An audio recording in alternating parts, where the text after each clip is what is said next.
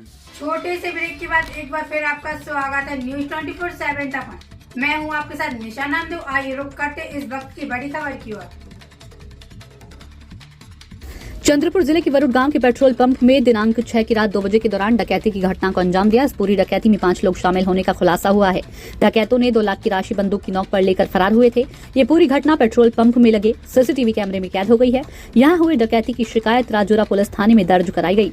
खबर मिलते ही पुलिस तुरंत एक्शन मोड में आते हुए स्पॉट पर पहुंचकर पंचनामा किया। सीसीटीवी कैमरे तलाशे गए जिसमें 5 लोग दिखाई दे रहे थे।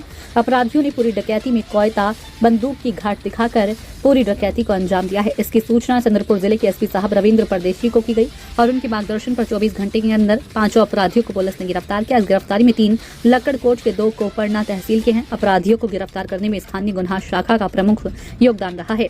एसपी साहब के मार्गदर्शन पर और लोकल क्राइम ब्रांच अपने आप को सही साबित करते हुए सराहनीय कार्य करते हुए 5 आरोपियों को 24 घंटे के अंदर गिरफ्तार कर सलाखों के पीछे भेज आगे की जांच एसपी साहब के मार्गदर्शन पर लोकल क्राइम ब्रांच कर रही है। आज सकाळी साई पेट्रोल पंप आहे आपल्या लक्कडकोट रोडला, तिथून एक माहिती मिळाली की तिथे पेट्रोल पंपावर शस्त्रांनीशी 5 लोकांनी दरोडा टाकलेला आहे।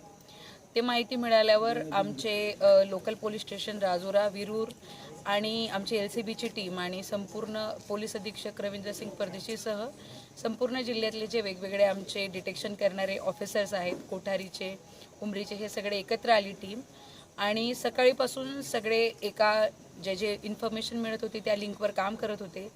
त्या लिंकवर आम्हाला 5 आरोप म्हणजे पहिले 2 आरोपीची माहिती मिळाली, त्याच्यावरून इतर 5 आरोपींची माहिती मिळाली। असे एकूण 5 आरोपी एलसीबीने आज ताब्यात घेतलेले आहेत आणि गुन्ह्यात गेलेला जो मुद्देमाल होता 1,93,000 पैकी 56,000 रिकव्हरी मिळालेली आहे। बाकी गुन्ह्यात वापरलेले हत्यार आणि इतर मुद्देमाल जो आहे पैशाचा रोख रक्कम ते तपासादरम्यान निष्पन्न करण्यात येईल। या गुन्ह्याचा संपूर्ण पुढील तपास आता विरूरचे इन्चार्ज ऑफिसर एपीआय जय निर्मल करतील।